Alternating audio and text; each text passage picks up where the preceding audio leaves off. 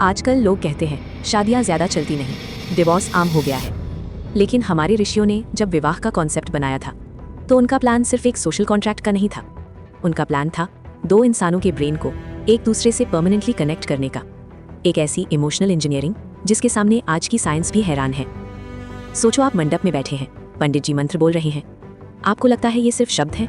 नहीं, ऋग्वेदा कहता है कि ये वैदिक मंत्र एक स्पेसिफिक साउंड फ्रीक्वेंसी पर चैंट किए जाते हैं, ऑलमोस्ट 110 से 150 हर्ट्ज के बीच। मॉडर्न साइंस ने पता लगाया है कि यही वो फ्रीक्वेंसी है जो सीधा आपके वेगस नर्व को ट्रिगर करती है। ये वो नर्व है जो आपके दिल की धड़कन, आपकी सांस और आपके स्ट्रेस को कंट्रोल करती है। जब दुल्हा और दुल्हन ये मंत्र सुनते हैं तो उनका स्ट्रेस लेवल नीचे जाता है, उनके दिल एक ही रिदम में धड़कने लगते हैं। इसे रिदमिक एंट्रेनमेंट कहते हैं। धीरे धीरे उनके ब्रेन वेव्स भी एक दूसरे से सिंक हो जाते हैं। वो दोनों एक कलेक्टिव फ्लो स्टेट में आ जाते हैं, एक ऐसी स्टेट जहां दो अलग लोग एक जैसा महसूस करने लगते हैं। ये सिर्फ पूजा नहीं है, ये न्यूरल ट्यूनिंग हो रही है। फिर आती है अग्नि, होमा का कुंड। आपने सोचा है अग्नि को ही साक्षी क्यों माना जाता है? क्योंकि अग्नि एक थर्मल कैटलिस्ट है। उससे निकलती हुई गर्मी आपकी स्किन की कंडक्टिविटी बढ़ा देती है, आप ज्यादा सेंसिटिव हो जाते हैं। इसलिए उस मोमेंट में जब आप एक दूसरे का हाथ पकड़ते हैं तो वो टच सिर्फ स्किन पर नहीं, सीधा आपके कॉन्शियसनेस में रजिस्टर होता है।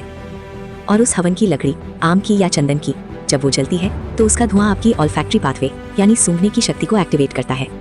साइंस कहती है स्मेल से जुड़ी मेमोरी सबसे ज्यादा पावरफुल होती है। वो अग्नि, वो धुआं उन कस्मों की मेमोरी को आपके ब्रेन में हमेशा के लिए लॉक कर रहा था। और फिर होता है सप्तपदी, 7 फेरे। ये सिर्फ 7 कदम नहीं है, ये बायोज्योमेट्री का एक मास्टरपीस है।